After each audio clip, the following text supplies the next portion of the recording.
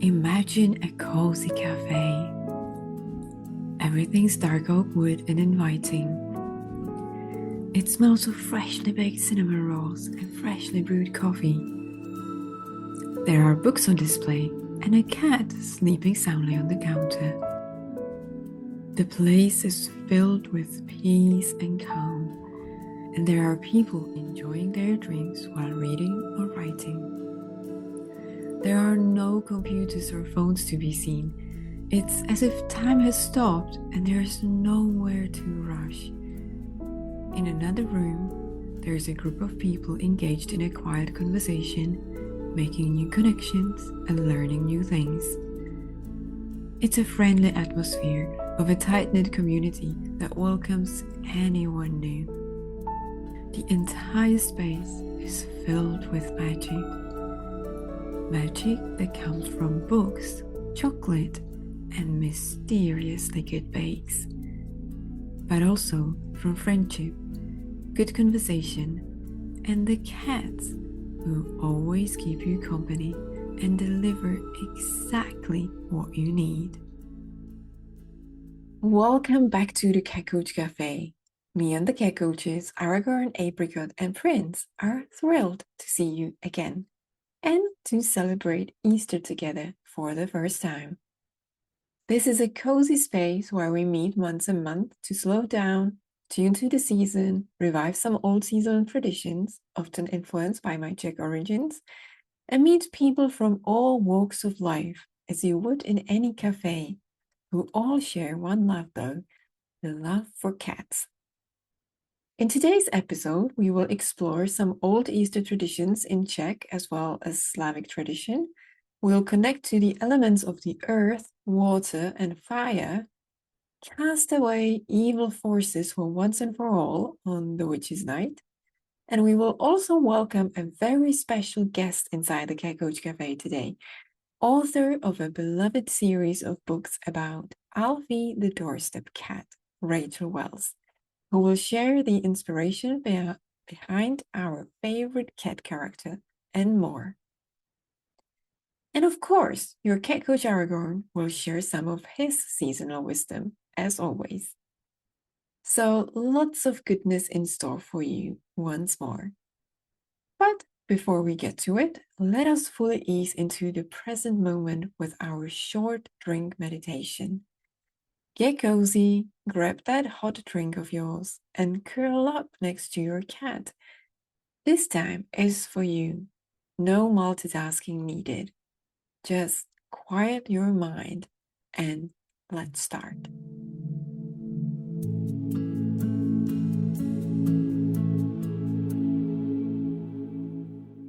Wrap the palms of your hands around your mug. Let the warm feeling fill your body. Doesn't it feel just so comforting? That warmth coming from the mug to your palms. Close your eyes for a moment and let the warmth travel all the way through your body.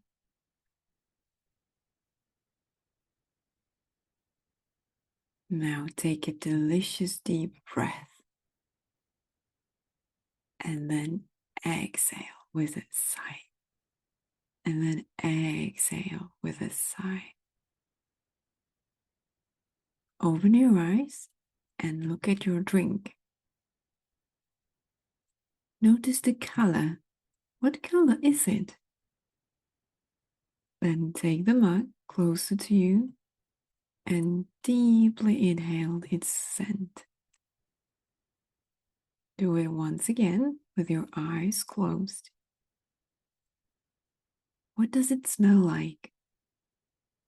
Can you recognize the ingredients? Or perhaps get a more of an emotional response to the smell? Does it smell like chamomile, perhaps, or coffee, or rather like joy? Does it bring back some memories? Or perhaps it makes you feel stronger, more inspired, more alive. And maybe it just brings you to the exotic far, and maybe it just brings you to the exotic lands where it grew. And perhaps it's a combination of all of these. Just take it all in. And when you're ready, take your first sip. Slowly. Fully taking in its flavor. Does the taste surprise you? Or is it just how you expected it based on the smell?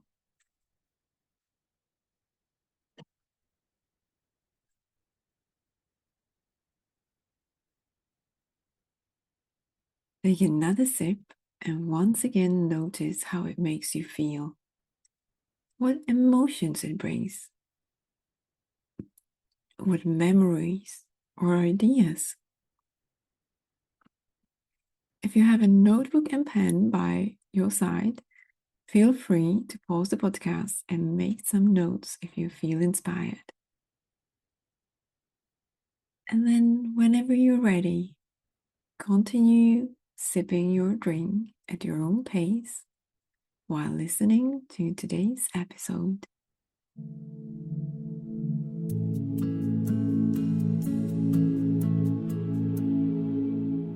Welcome to the month of April and the Easter holidays. After the spring equinox, when the light won over darkness again, and the first full moon of spring, we are ready to celebrate the rebirth of spring, and perhaps rebirth of your life as well. Today is a magical day.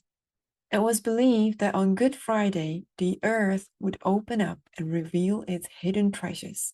The treasure was revealed by the ray of light coming from a crack in the rock or hill. And if you had a hazel twig, which you cut on the Three Kings or during Christmas, you could open the earth, hiding the treasure. I sadly do not have such a twig myself, as I only discovered this magical trick while preparing content for this episode.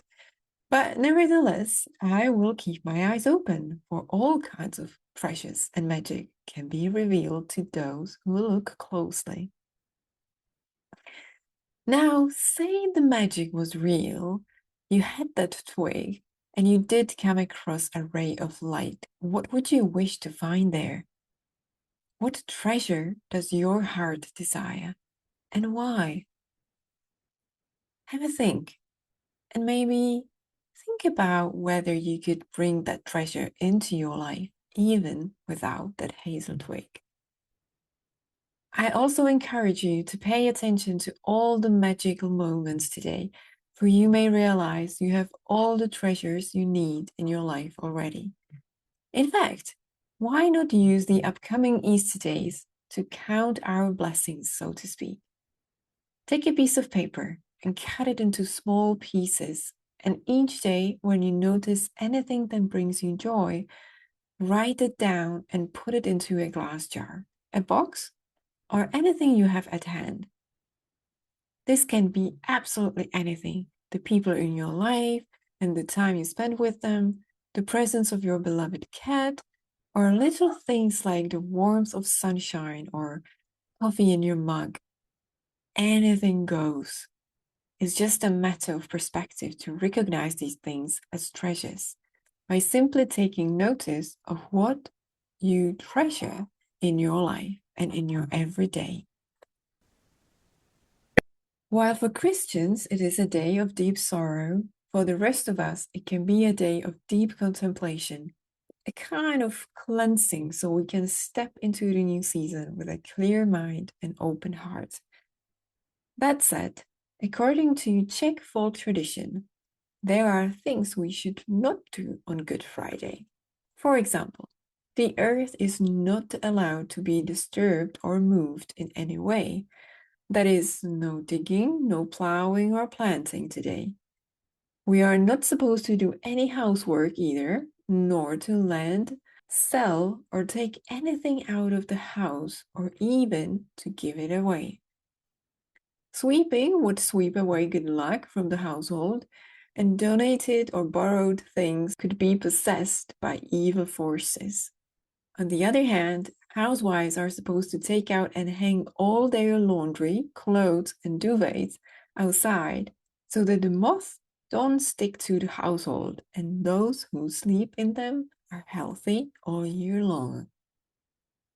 Just like on New Year's Day, and this is perhaps where it comes from because Good Friday and Easter are essentially that new beginning, lentils are supposed to be eaten, so money comes in abundance to us all year long. Easter Sunday occurs after the first full moon after the spring equinox, so it falls on a different day every year. This alone shows the Easter is truly originally a pagan celebration of the arrival of spring and the resurrection of nature rather than Christ. In Slavic tradition, on the eve of Easter Sunday, all bonfires were extinguished to be lit again at sunrise. This was to call upon the Slavic god Svarog, who was to bless the new bonfire. Farmers would then light sticks, and then with them, they would take a ceremonial walk around their farm or the entire village. This ceremony was to bring new light, a new sun, and also new life to the farm or dwellings, and was also to create a protective magic circle. This is probably where the Christian custom of blessing the Easter candle, the so-called Paschal candle, comes from. After the ceremonial lighting of the fire, it was time to feast. And eggs were definitely not to be missing from the table as a symbol of birth and new life. Sometimes red-colored eggs would even be buried in the field to bring prosperity. Of course, sweet treats are part of the feast as well, and as always, my favorite part, leavened pastries were always the basis of ceremonial treats accompanying the holidays of the year's cycle, and Easter is no exception. The best finely ground flour was used, and in spring, more eggs were added to the dough. The increasing volume of the dough, which increases as if by some miracle, becomes a symbol of prosperity. A large ceremonial bun, the so-called mazanet, similar to the Christmas vanouchka we talked about in December, is made, as well as some small pieces in various shapes. For example, in the shape of a spiral, a wreath, all kinds of braids, or entwined shapes. All of that was yet another way to summon the fertility of the fields, and was also given to the animals in the household, so they were healthy and grew strong, and were also carried to the places of worship. Some of the shapes could also express wishes for the future, so a common shape was also a baby in a swaddling clothes. Animals also had their symbolism. A horse and a rooster represented great male strength, and a frog and a crayfish represented purity of water. These symbolic shapes were used both for ceremonial pastries and in molds or cookie cutters. Popular designs included bees, birds, and flowers, again, symbolizing the fertility of nature. So, which shapes will you make this year? And as you watch your dough rise and increase in size, I encourage you to take a moment to consider what would you like to see increase in your life this year. As we all know, for the dough to rise, we need to give it proper conditions. Enough warmth, mainly. So, how can you ensure the same for your dreams this year? How can you provide more warmth so they can rise? Another traditional sweet treat that is made for Easter Sunday in the Czech Republic is a sponge cake in the shape of a lamb, sugar-coated and with red ribbon. It would sometimes be proudly exposed in windowsills for passers-by as well. After Swark's bonfire burned down the next day, it was time for another purification and calling upon the goddess of love, Lada.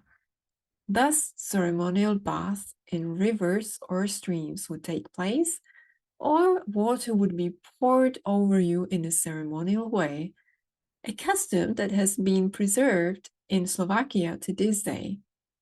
The ceremonial pouring of water and calling on the goddess Lada was supposed to ensure sufficient moisture in the spring and thus a good harvest. But it was also supposed to give a person the necessary life force and to cleanse their soul. So, shall we take a bath in the local river or stream as well? Or maybe at least treat ourselves to a cold shower on Easter Monday. After all, the health benefits of a cold shower are well known today. In the Czech Republic, we adopted a different custom for Easter Monday. Whipping with several willow twigs, which were woven into the so-called pomláska, and which were the symbols of budding strength. Everyone would whip each other with such a pomláska, although today, for some reason, it is only done to girls and women, and the boys who do so are rewarded by Easter eggs. This ceremony was once again supposed to serve as a protection against evil forces and to give life force. So, if you're in the Czech Republic and you do get whipped this Easter Monday, think of it as receiving the necessary life force you will need this year to bring to existence everything you wish for.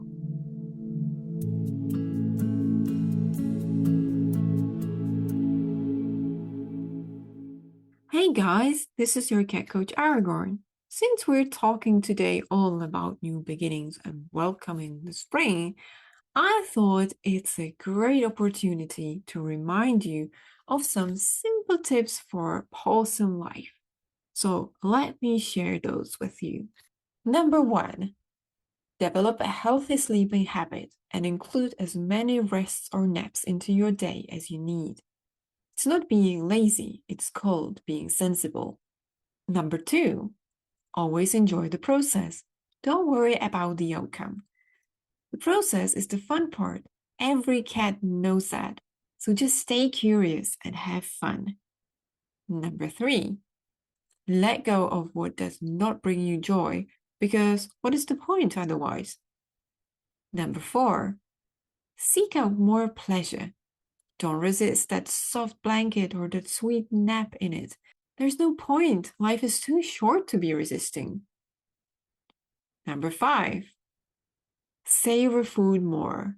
Focus on eating and don't let yourself be distracted. Otherwise, you'll miss the whole point, or the actual food for that matter. Number 6, never take your health for granted.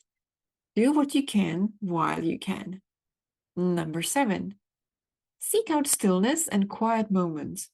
That's how you recover. Also, makes you look pretty cool, which gains you respect.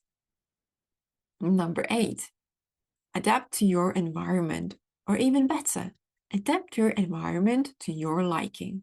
There's always a way. Number 9, make the most of every moment, every cardboard box, and every pillow or snack.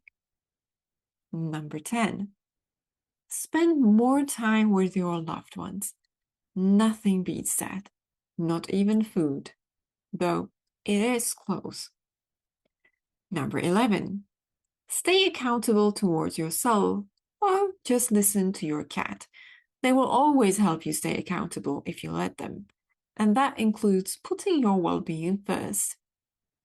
And finally, number 12, you can start fresh every time you wake up, not just at the start of a new year or a new season or on a first spring day, which means you can demand your meals too, because it's a new start after all, right? And that means you have to prepare for it.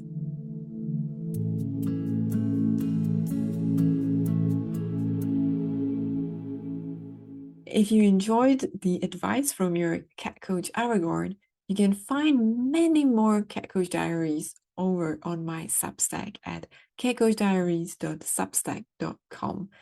The link is also in the show notes. And now let's welcome our today's guest, author of the series of books about the doorstep cat Alfie, Rachel Wells. Together, we talked about the inspiration behind the character of Alfie, the real Alfie, and who came first, as well as some of her favorite ways to slow down the writing process and where she finds inspiration. So, how did you become a cat lover yourself, and who was the first cat in your life? To be fair, I think I might have been born a cat lover because in when I was born, we had a cat who was called Gilbert, and I don't obviously remember him as a baby because I was a baby, but I do. I have very early memories of me take when we moved house, and he wasn't allowed to go out. I have memories of taking him for walks on a lead. Mm. And that's sort of my earliest cat memory. And I loved that cat. Unfortunately, Gilbert, because we moved house, when as soon as he was allowed out, got run over, which is a very sad Mm. story.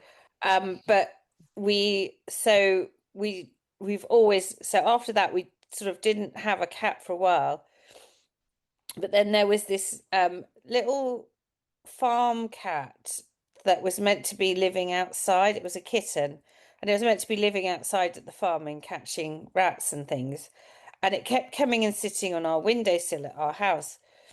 And so I obviously, and it was just lovely, this big fluffy thing. So I would take it in and well, it was small at the time actually. Turned out to be a big fluffy thing. I'd take it in and then I'd give it milk, which of course I really wasn't supposed to do. And then my mum would say, "Oh, I've got to take it back to phone the farmer's wife," and she'd say, "I have to take it back to the farm." And so she did, and then he came back again, and he came back again so many times. And in the end, I just begged. I was like, "Please, please, please, let me keep this cat. He wants to live here. He wants to live here." And so she phoned the farmer's wife, and the farmer's wife was like, "Well, he's actually not a very good farm cat because he doesn't want to catch mice. He wants to be pampered." So she let me keep him. And that's really where I think the whole sort of inspiration for Alfie really comes as well. So because this cat lived with us for about 18 years. Oh, wow. Yeah. I kind of grew up with him. I called him Tigger, because I loved Winnie the Pooh. And I kind of grew up with him. He didn't actually look like Tigger though, by the way. And I grew up with him, and then obviously after him, I lived in London, so it was a different time. I didn't have a cat, but I had this flatmate, and I moved to a flat, and this cat again, just we had this cat up here, big black cat.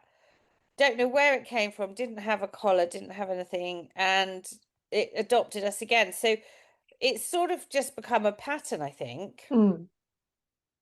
This cat's finding you at the right time when there was no cat in your life, and Yeah, as yeah. as it's called online, a cat distribution system delivered.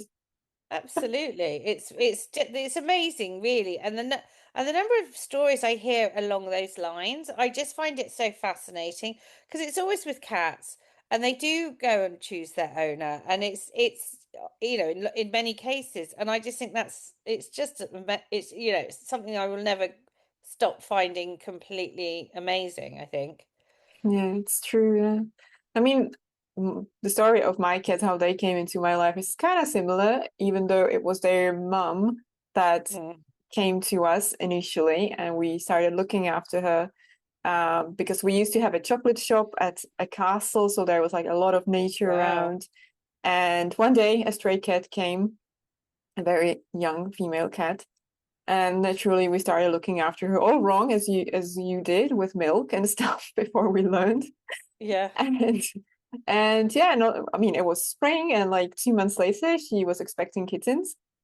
And I've Okay. never had any cats before, never really had any pets apart from like a guinea pig. Um, Right. and yeah, and then she had four boys, and they stayed with us ever since because it was just impossible to part ways with them. Unfortunately, one of them we lost when he was like 3 months old, but the Oh, other three, yeah, wow. became like my children really. So yeah. Yeah. It is, that's amazing. And you got a bit more than you bargained for. I mean, I only got the Yeah. one, but It's funny because I remember, I realized this many years later, but I remember when I was kind of at a low point in my life and I kind of sent this quiet whisper to the universe, like I wished for a family. But yeah, I was like 23 years old and never been one that really wanted children, but suddenly I felt this need. And it yeah, was like literally like a year later that the kittens were delivered. And like wow. years later, I realized, hang on, I actually received what I asked for, just in a Yeah, different form. yeah. Because sometimes when you ask for things, you get what you actually need, not what you think you need. Exactly. Yeah, Yeah, exactly. Yeah. yeah, So you kind of started a little bit about the inspiration behind Alfie. yeah. Could you expand on that a little bit? Like, what inspired you to write the books and create the character? I mean, it was just very strange. Again, it was a very strange time for me. I just got divorced. Before that, I'd been writing sort of more contemporary romance stories, or they weren't hugely romantic, but romantic comedies or Mm. uh stories where there would be a love interest. And then, of course, I decided I didn't really like that because I was getting divorced. I didn't really believe in all that stuff anymore, or at that time, and I was a bit like, ugh. And I don't know. I actually don't know, but I'd been reading to my son. My son was very little at the time, and I'd been reading all the books I loved to him, and they're obviously children's books. And I'd been reading all the Mog books and the Tiger That Came to Tea, the Judith Kerr books, which is a huge inspiration. And then I read some other books, and I found that quite a lot of them were children's books, but they had cats in them. Um, and I just was like, I love cats, and I just started thinking about the doorstep cat thing and the idea of cats having, more than one home, and the cats having more than one owner, and how cats act. I didn't really, it was a very sort of base idea. So that was that, and because of the cats I had in my life, and I think, it's like that thing. I didn't have a cat at the time, bizarrely. Um, and maybe that's again why I decided to write about them, because it just started. So somehow from that, from reading stories to my son at bed, Alfie was kind of born. Mm. And then I spoke to the publisher about it, and they said, well, we don't want a book for children, we want a book for adults. And I was like, oh, okay, that's weird. No, who's going to read that? But anyway, so I wrote. So we created Alfie, who is really an amalgamation of all the cats I've had over my life, and some friends' cats, and all his friends are sort of based on cats I've known or have heard of. And it just grew from there. And yeah, when I finished it, I thought, well, no one's going to buy this. And then it became a Sunday Times bestseller, and I was like, okay, maybe someone, maybe people do like it. And then, obviously we carried on with the series, which I never expected at all. So how many books are there in the series already? Well, in the UK, there's 7. 7. In some other countries, we've gone to 9, but I Oh. haven't managed to get them released in the UK yet. I will probably end up, because of, just because of the sales and how it works with publishers. I don't think they publish the next two, but I think in the end I will probably try and self-publish them just so people can read them that have Mm. read the others and that want to. But it's just a question of finding the time to do it, really. So then I thought, well, okay, I won't do any more. And then the Japanese publisher said, we'd like another book. And then Mm.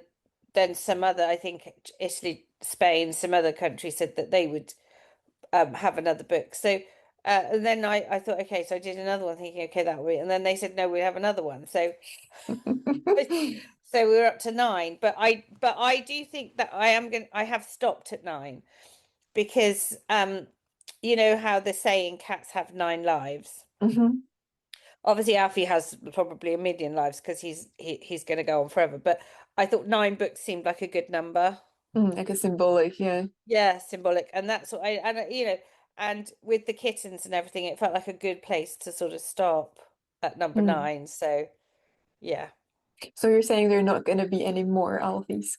I think after the nine, there'll be two more in this that I need Mm. to get out into the UK, and then I think it will stop because it's just that we've covered so many different things in the stories, Yeah. so many topics, so many different humans, different cats, different things that can happen. Um, that I don't feel like there's any, I don't really feel like I've got any more ideas at the moment. I think we'd have to start with a whole different thing if I was going to do that. So I think it's the ninth book I've written is Alfie telling the kittens his story, his life story. Mm. So he goes back to the beginning, and it's a really nice and interspersed with the modern what's going on Mm. in their lives in the modern time. It's a really nice way of tying the series up, I think. Yeah. Sounds like So it. when I finished that, I felt like, yeah, you know what, this is a really good place to finish it on. Mm. Yeah. As long as Alfie is not dying in the book, it's a perfect He is ending. never gonna die, trust me. That's good. No, no, no, no. And he's not he's the sort of cat that will last forever. But no, that was never going to be my intention. It was to do, to finish on a good note for him and for his families and all the rest of it. And that's what we did. That's great. I just realized actually for our listeners who are not familiar with the story of Alfie, could you summarize a little bit what the books are about? Well, oh, that's a good question. Yes, I can. So Alfie has a bit of a sad start, and he finds himself homeless when he's a kitten. And he makes his way he doesn't know where he's going to go, but he finds himself on Edgar Road, which is a big road in London, lots of different houses. And along the way, other cats have given him advice. So he decides he's going to be what he calls a doorstep cat, which means that he's going to have more than one home and more than one family to make sure that he never ends up in the position that he found himself in. Um, so he starts befriending different families, and some like him and some don't. But he's a very persistent cat. So once he's established with his families, really the series is about his relationships with people, with other cats. He's a cat that always solves problems and helps people. So he's always, fixing things and bringing people together and taking care of people and doing all the things that cats should do and all the things that humans should do, but we don't always think of. So he's just a very special cat that throughout the series is always helping people, is always doing good, and is always sort of, keeping his eyes open to where he's needed to be, in order to do that. But he's also very funny and very charming and quite vain. And As every he's an cat. interest. Yeah, he's definitely a cat. Yeah. As generous as he sounds, he's also still just a cat. He's just a cat, and he does think that he's like cats do, that they are superior to humans. I mean, I might agree with that, but Yeah, I was yeah. gonna say they kind of are. They are. Of course they are. But yeah, and Alfie's very, very aware of the fact that he's superior to humans. There's no there, there's no modesty with That him. actually reminds me one bit from the first book where after he spent some time outside when he lost his home, how he first saw himself and how he couldn't believe how horrible he looks while he was so beautiful before. Yeah. Yeah. Well, and that is because we've carried those things, little things like that I've carried throughout the series. He is vain. He is, he does think he's a very fine looking cat. He is concerned about his appearance. He's very, very big on grooming. It's all those things have carried Yeah, throughout. yeah, Because, I don't want to just have, oh, he's a cat that helps everyone and he's really, really lovely. He's got to have his own character too, which may yeah, differ from another cat because, although there are some things I think we can say cats universally have certain things in common. Every cat's different. Every cat I've had has had a different character, has had different sort of ways of being. And when you really watch them, you really get to know that. And so, I wanted to make the cats as much of a character as the humans. yeah, it makes sense. Yeah, I mean, I have three siblings and they are each completely different. So Yeah, it's really something I didn't know. Like I had no idea. I mean, generally, as I didn't have any cats before, any pets, I you didn't wouldn't know. realize that pets have No. personalities. Yeah. No, And and you don't. That's the thing. yeah, Unless you have them, you don't. But it's when you start watching them, you're sort of like, oh my. I mean, my cat, Lady Alfie, the cat I have now, she changed personality when she came to live with us. I mean, that's a whole other story. It's a really it's endless for me. It's endlessly interesting yeah, it is. I watching agree. Yeah, cats. yeah. Um, so yeah, so tell us about your current cat, whose name is Alfie, although she's female. Yeah, she's a lady. She's a lady Alfie. Well, we adopted her. Um, Gosh, now we're coming up to nearly 18 years ago, so a long time. Oh wow. Yeah, she's not 18 years ago. She's nearly 18. Um, can't remember, but it was anyway, it was after the first book came out, and I sort of thought I loved writing about Alfie, so I thought, why do I not have a cat? So I looked to adopt a cat, and it just happened. It was one of those weird fate things. That the first one that came up was a cat that looked like Alfie, or a bit like Alfie. So, but as you say, she was a girl. So we rehomed her, and my son, because she looked a bit like Alfie, and the book had come out. My son called her Alfie. He was quite young at the time, and he'd just say Alfie, and I'd say he's like Alfie cat, and I was like, yeah, Alfie cat. So it just kind of stuck, really. You manifested her basically through your I books. think I did manifest her. But what's funny is that she's nothing like Alfie, and that she doesn't like other cats.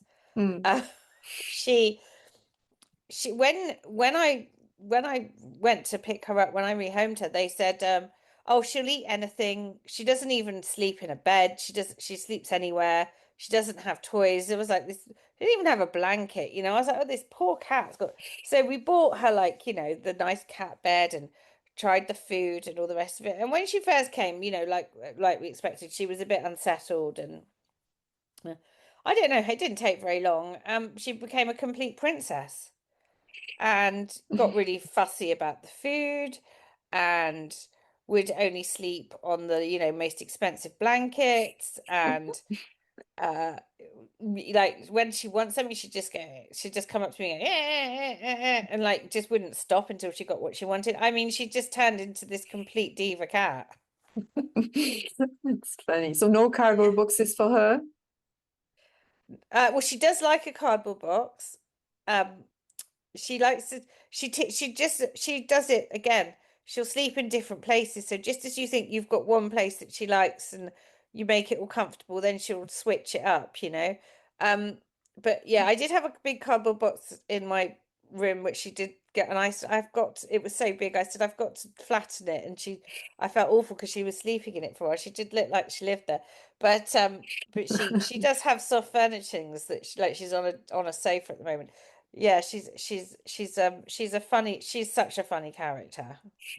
This is funny because every time we try to buy some fancy cat beds, it's just like there was zero interest, but there was a Same. lot of interest in the cardboard boxes it came Yeah, in same. from.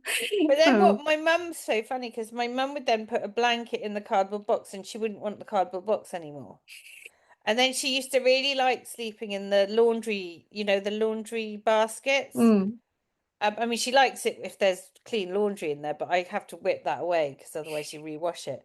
But then she would sleep in the empty laundry basket, and you'd think, well, this it's not comfortable. And then my mum again would come and put a blanket in there and then she wouldn't sleep in there. It's like anytime you make it nice for her, she's like, no. But she'll sleep on the sofa, she'll sleep on on any of the chairs and on the bed sometimes. So she doesn't just always sleep on the thing, but she's just so funny. Cats being cats. Cats being cats, yeah. But you said before it's been 18 years, over 18 years since you published the first Alfie book. I didn't even No, realize no, they're no, so no, no, no. old. It hasn't been 18. I got confused because I was thinking about how long she's 18, but we adopted her when she was 6. Ah, So got it. it's been 10, it's just been over 10 years since we published the All first right. Alfie book. Okay. Yeah.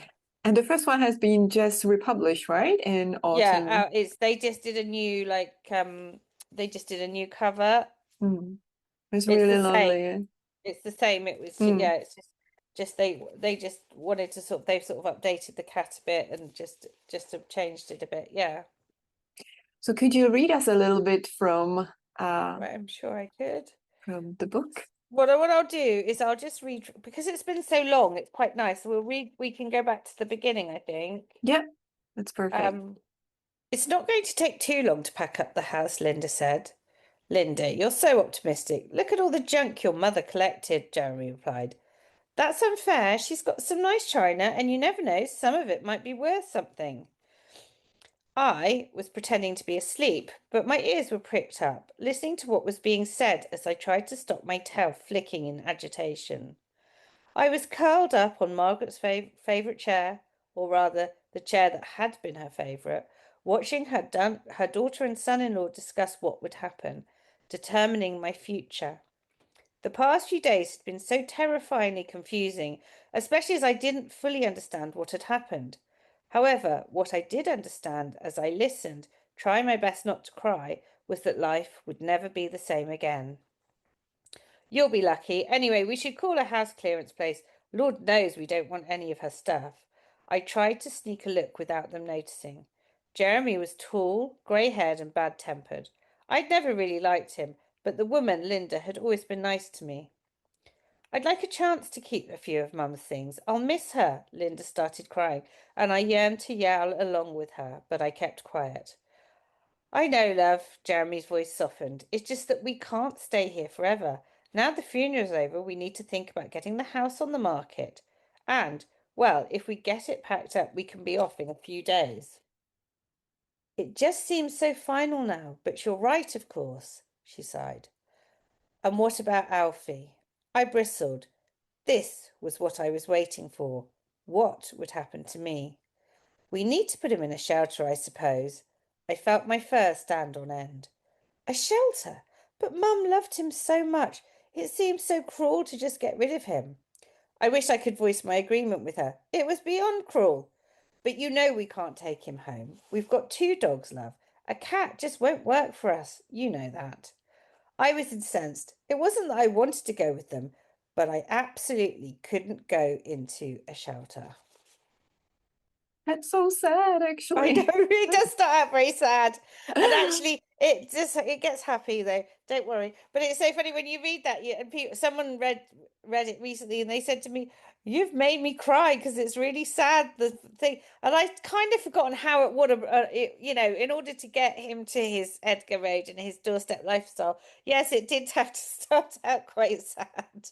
I remember when I read it years ago, I literally I couldn't go to sleep until he was You know, safe. he was safe. I Yeah, because know. I kept reading, and I'm not one of those people who read until like 3 a.m. No. I really like my sleep, but Yeah, that night I yeah. kept reading because I just couldn't go to sleep not I know, knowing. I know it's sad, but we can say it gets better, and he obviously he manages to have a very long happy ending because it carries on for another 8 books. So And the first one actually has a romance as well because he brings 2 characters together. So yeah, and I think all of them have an element of that, whether it's friendship or relationships or family, everything. I think just really the human relationships become just as key as the cat relationships as the series develops. and even Alfie has a girlfriend at some point, right?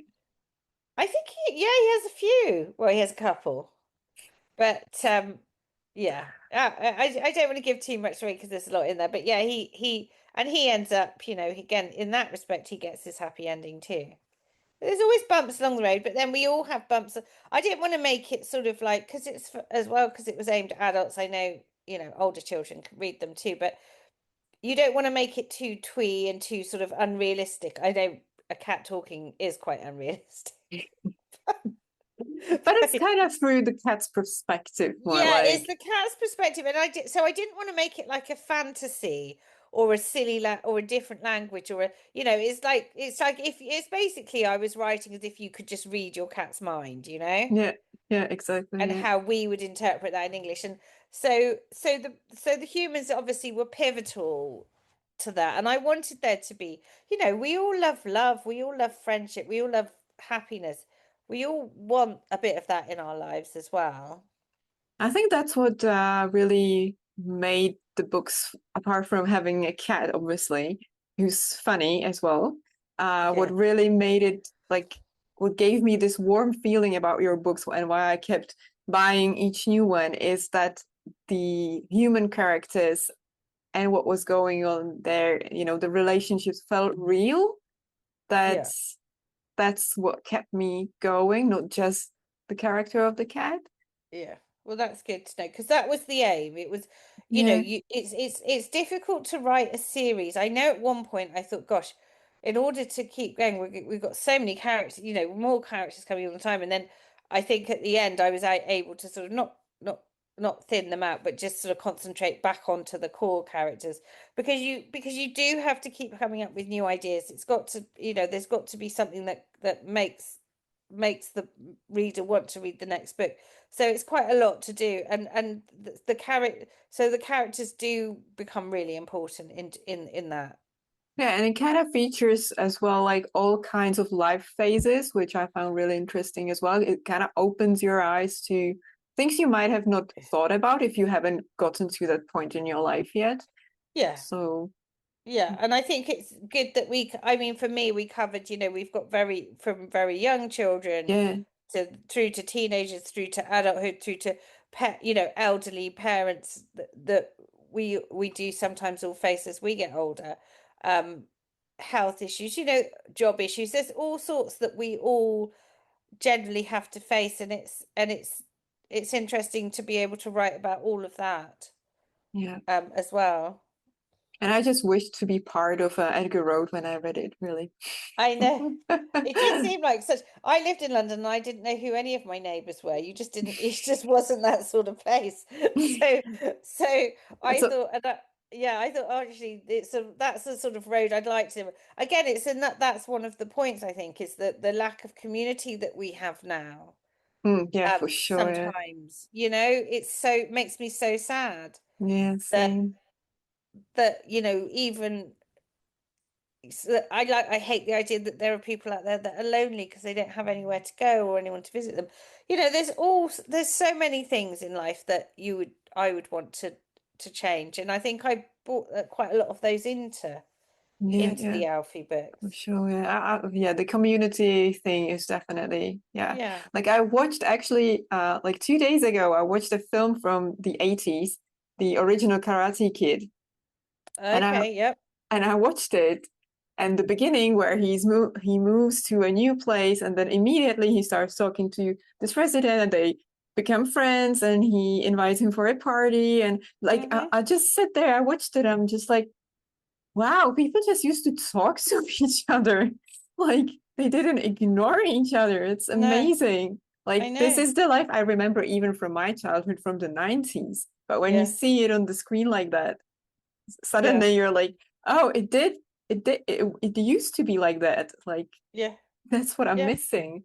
Yeah, I totally agree. I think that the community spirit, and that's what I kind of wanted to conjure up with Edgar Road, is that it felt like a community that could grow and shrink or whatever, and it could be annoying, but it could be nice, and all of those things. Because I think there's most people would like to find a way to get back a bit more to living like Mm, that nowadays. We just don't know quite how to. We just need Alfie, I think. We need Alfie. That's what we need. Yeah, to bring My us together. Alfie won't do it. She's too lazy. And my kids are too shy, so. Uh, yeah. So we talked all about the cats in your life, and as well as Alfie from the book. Yep. Yeah. What are some of the biggest lessons or some inspiration you yourself found in your life from living with cats? Is there anything you would say that Oh, they influenced in your life somehow? I mean, to be fair, I always sometimes like automatically think when I'm feeling a certain way, I think, how can I be more cat in this? I mean, I love the confidence they have, that Mm, self-assuredness. But you know what? I think this is what I love about cats. Yes, they are superior. Yes, they have this confidence and this self-assuredness. But actually, every cat I've known has also known when I've needed them or when someone's needed them. And they do give you the affection at the right time. mm, I think cats are so intuitive that for sure. that's something that I always say to people, if we could learn to, we might never be as intuitive as cats, but if we can learn to listen to our intuition a bit more Mm, and trust in ourselves in the way that I think cats do, I think that's a really good lesson to take through life. So I have to say, especially more in recent years, probably since Alfie, I do think, God, I'm turning into a cat. Just doing I'm trying to be more cat-like in some of my things. I mean, possibly not in everything, but it definitely in some things because I do think that they teach us a lot. I think they have a lot of wisdom. I think they have a lot of kindness and compassion, but I think they also have that thing which I think is really quite important for us all is they do take care of themselves. mhm, They don't, yeah, they might take care of others, but they always make sure to take care of themselves. And I think that, when we look at buzzwords that have been flying around for the last few years, which are like the self-care, be yeah, kind to yourself, all those sorts of things. Well, actually, that's completely right. And that's what cats do, I think. yeah, for sure. Yeah, they always Yeah. put themselves first, Yeah. and I But don't I see. don't think that's a bad thing. No, definitely not, and not selfish either. They are, as you said, they are there for us when we need them, Yeah, but they also exactly. know when they need their time. Yeah. They need, So yeah, exactly. And I think that's actually I think that would be, if we could do a bit more of that, that'd be quite a healthy way for us to live our lives. yeah, for sure. Yeah. So when did you actually decide to be an author? What inspired you to write Mm. books? Was there any, were you a reader when you were younger and dreamt Yeah. about writing or? I used to make up stories from as long as I can remember. And I read as a child, reading was that was the best thing, the thing I love most, books. Going to the library was just the most exciting thing ever for me. I think libraries, I think now every parent should take their kids to the libraries because some of them might like, my son doesn't like reading, which is a huge disappointment to me, but we tried and tried and tried, but taking them to the library, trying to give them that experience to see how they feel. Some will love it, others might not. But it was just so magic. And then when I was at school, I used to love English. I just loved English. I couldn't do maths. I can't count to five. But I loved English.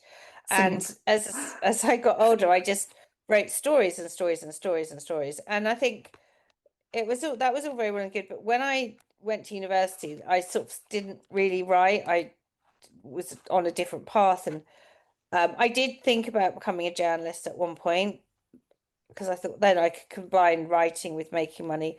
But for one reason or another, that didn't happen. And um, I didn't write for a long time. And then I just got to the point where I was like, it just came back to me that that's what I should be doing. I should be writing. Mm, And so I started writing when I was in my early 20s again. And that's and that was it. That was when I decided that's what I wanted to do mm. as a career, and I've been writing ever since.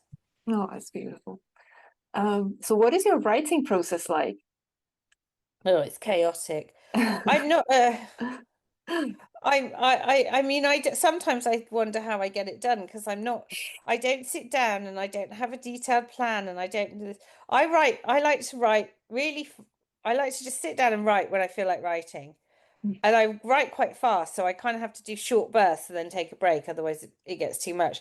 And then sometimes I'll be like, I can't do it, so I just potter around the house or I tidy up or I go out, blow some cobwebs away, go to the gym, and then come back and do a bit more. It's just that's how it is. It's very haphazard, very Mm. haphazard.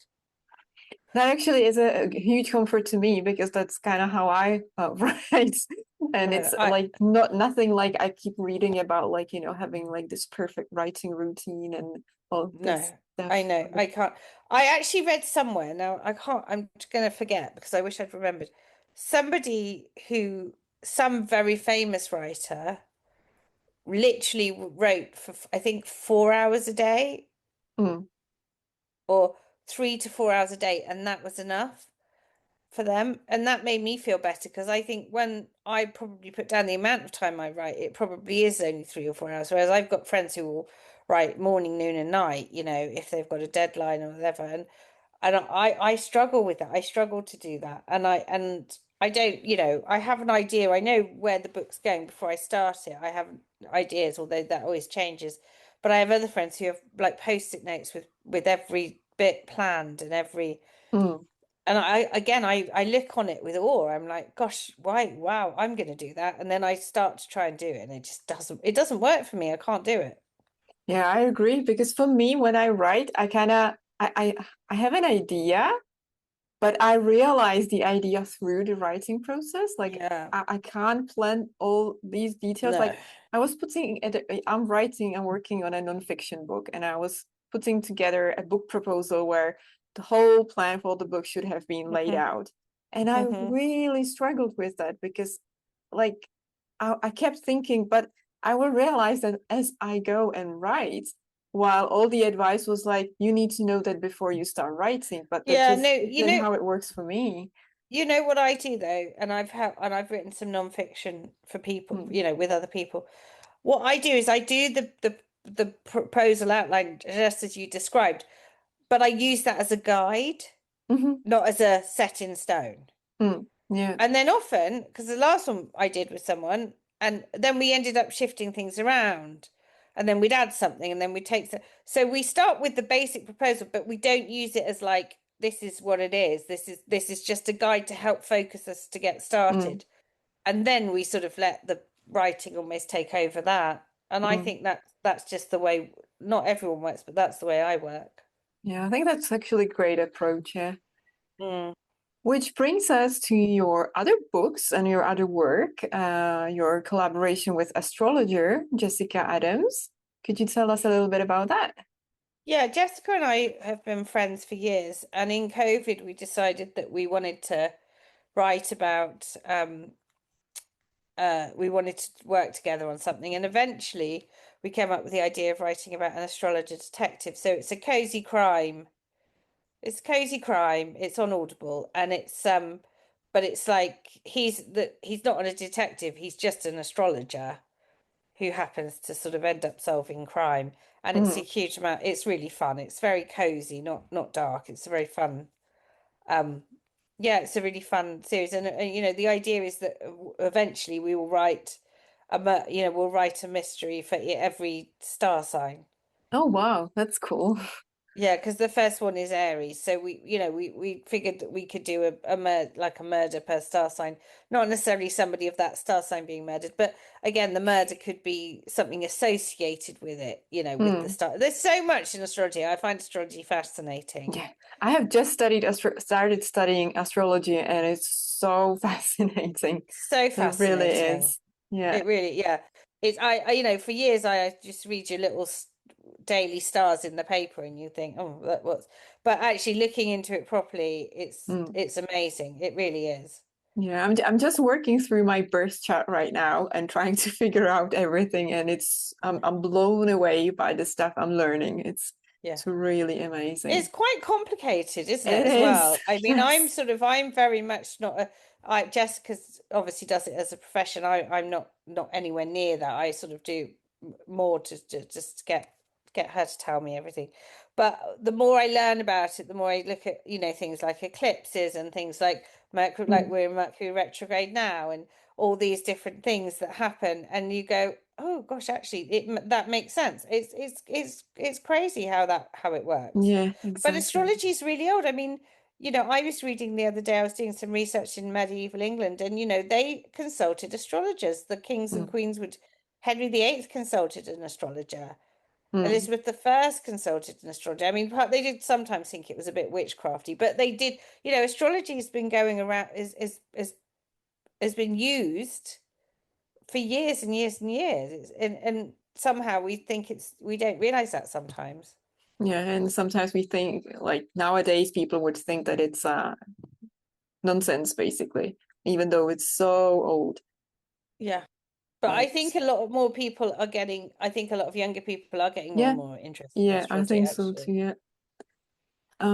Yeah. And you've also actually the series you just described, is that only on Audible or is it in a written form as well? No, it's so far we're looking again, things will happen in the next year or so, but that's just, it's an Audible exclusive on Audible at the moment. All right, okay. And you've also worked on a book together that's called Your Birthday, which is Yes. about the meaning of the day we were born. Yeah. So, what can we learn in that book? Well, I mean, it's everything really, because as I said, I'm not the astrologer. So what I've done with that book is talked a lot about what, the day. So each month, I've taken each month and I've looked at things like your birthstone, you have an animal associated with you from the month you're born. You have a flower associated with you. Hmm. So I've looked at things like that, and also folklore, what interesting things happened on the day you were born, as well as what famous people were born. And then what Jessica's done is sort of done the astrology for each day. Mm. I mean, it's very complicated because the way she does it is it's not as she's got it's deacons and things. It's quite complicated. And then we both looked at the tarot, and we did like a tarot guide in there so that you can draw a tarot card on your birthday and have a tarot reading and all sorts of fun things like that, really. That sounds fun. I might It is, need it's to great fun. I might need It's to great get fun. myself one. Um, all right, what are some of your favorite ways to slow down? Oh. Um, well, I I like to just meet friends because that's takes me away from my head. We recently, obviously living in England, it's not the warmest place at the moment, but we're lucky enough in Devon to live near the beach. So we go to the sea and we go for a dip in the sea, and then we go and sit in the sauna, which is quite nice because that's very relaxing. Hmm. Um, I do yoga, not as often as I should, but I do things like yoga, and I go to the gym a few times a week just to get out of the house. So really those are my things for when I want to sort of stop my brain going a bit crazy, really. And do you still like to read? I still like to read. The difficulty I have at the moment is I'm very tired. So when I read, I generally tend to get very sleepy. So I can only read at night, because if I read in Hmm. the day, I literally just conk out. I don't understand what that's about. But no, I still read. I mean, I can't go to sleep until I've read every single night. I have Oh, to okay. read something. But even if I'm tired and it might be one chapter, or sometimes I'll be like, oh, I just want to, like you were saying, you just want to get to a bit before you put the book down. But regardless, I definitely read every single night. And what do you like to read? Everything. I have Everything. such a, yeah. Hmm. I'm reading a historical fiction at the moment. I like a romantic comedy or romance. I like um the odd thriller. I just pretty much such a broad spectrum. Do you ever turn to books for inspiration when you're perhaps stuck in your writing or anything like that? Not really, because I No. find that I don't like to be influenced by other books, Hmm. even if it's unwittingly. So Generally, if I'm writing something, I'll read something that's different Mm, when I'm writing. It's quite easy with Alfie because I didn't read any other cat books. Uh, but yeah, I try to stay away from that because sometimes you don't even realize you're doing it, taking you, but you know, you mm, might be absorbing things or being, and that feels too much like I might be, you know, copying in a way, and I don't mm. want to go down that road, so I'd avoid that. But it's funny because sometimes I feel that in a completely different genre, you can read something that kind of you can take to what you're writing, which is completely different. Like that Yeah, the inspiration can wait for you in like the most unexpected places probably, yeah. without the With that, yeah, exactly, without copying. doing it. So yeah, Yeah, exactly. yeah. Do you have Oh, any favorite Easter traditions or anything that you like about oh, this time of year? yeah. I mean, I love any occasion. I'm a big occasion person. So on Same. Easter, we do. I have an Easter tree. Okay. Well, it's just not really a tree, but it's like just a small thing, and you just hang Easter egg decorations on it. Mm, And then I have like a table center. I have like a table run which looks like grass. It's not grass. And I have all these little bunnies and things I put. So I always decorate the table for Easter. Um, I normally do a little Easter egg hunt for my friends, my niece and nephew. They come around because my son's not interested now, he's too big, but they love to come around and find Easter eggs, and so we do an Easter egg hunt. And then I like to do a big family dinner, you know, sort of Sunday mm, lunch, and that's it really. Those are our real Easter traditions, very basic, but I like them because it's simple, but it's just makes the day a little bit different as well. yeah, for sure. Yeah. That's why I like all these kinds of celebrations and occasions throughout the year that because it Yeah, makes, days different. exactly. And And I'm huge on decorations. So yeah, it's me easy. too. Me too. Halloween, yeah, everything. I have decorations for everything. So yeah. Me too. I have big boxes of decorations, Yeah. probably more than I should have. Yeah, me too. Yeah.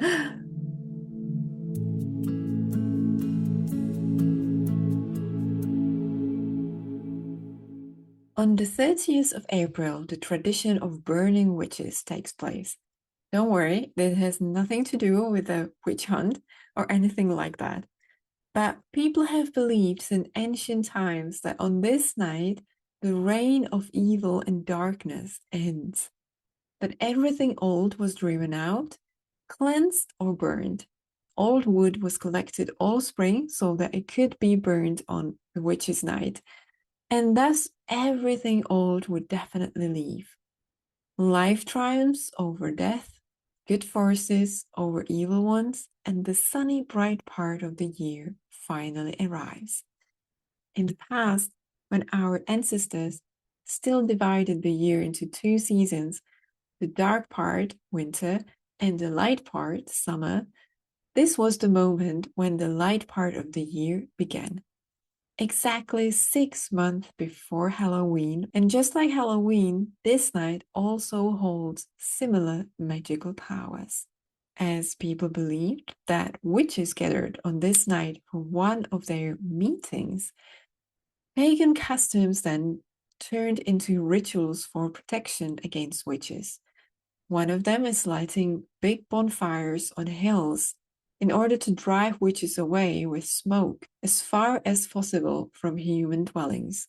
Later, a ritual arose where young men would throw burning brooms into the sky to knock down any flying witches. This is also the reason why the broom became a symbol of the witches. The broom was not only used for sweeping up dirt, but also as a magical ritual object for spiritual purification. Bad and dirty things stuck to the broom, so in the human imagination, this dirty tool became the ideal tool for evil witches. That said, the spinning of a burning broom also symbolized the sun, and thrown high is supposed to promote the growth of crops. So, what do you want to protect yourself from? What do you want to send away? And what do you want to promote in your life this year? I invite you to sit down and contemplate on these questions. Then write your answers down and then burn the paper along with them on this magical night.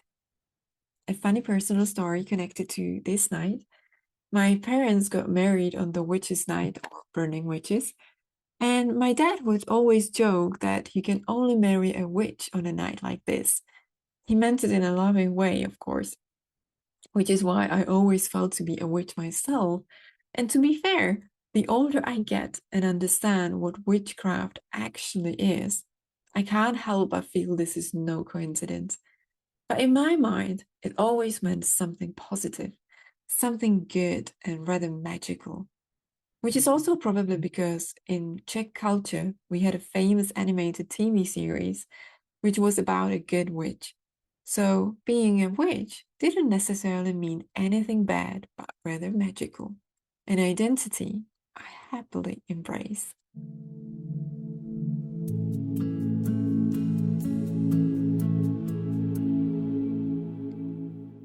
All the spring celebrations, all the way to summer solstice, are inherently associated with elements of water, but also earth and fire. They were used in almost all ceremonies, and our ancestors had an unwavering respect for them, perhaps something we should all focus more on as well. How can we show more respect towards these elements? And most importantly, to Earth itself. I believe it is no surprise that modern day has established Earth Day in April, a time so abundant for all kinds of rituals connected with Earth. Think of the ways you can give back to Earth this year, or ways you can help to protect it, or even bring you closer to Earth. On a more spiritual level, where in your life do you need to feel more grounded? And how can you achieve that? How can you utilize the element of fire in your life this year? Where do you need to bring more of it? And most importantly, how can you best maintain it so it doesn't burn you nor burns out? And lastly, water. How can you use water more mindfully this year? And where in your life do you need to surrender and go with the flow more? Have a think. After the Burning Witches Night comes the 1st May or Beltane. But that is a topic for our next episode, which will come to you on exactly May 1st. So do not miss it and make sure to tune in, for we will be reuniting with author Alex Howard, who will introduce us to a new cat, Archie, the ship's cat. And I cannot wait to share Archie's story with you together with Alex. Before we meet again, don't forget to check out Cat Coach Diaries on Substack for more cat wisdom at moneyforce.substack.com or catcoachdiaries.substack.com. Both addresses will get you there. And if you're up for some spring magic, tune to my Spring Mornings Instrumentals playlist on Spotify or the official Cat Coach Café playlist. Both links are in the show notes as always. If you would consider leaving a rating, a comment, or follow the Cat Coach Café on Spotify, Apple Podcasts, or anywhere else you listen, we would be so very grateful, as that would allow us not only reach a wider audience, but also to continue doing what we do and bring you more podcast episodes in the future, and thus share more cat magic. Until next time, stay cozy, stay warm, and cuddle those cats of yours.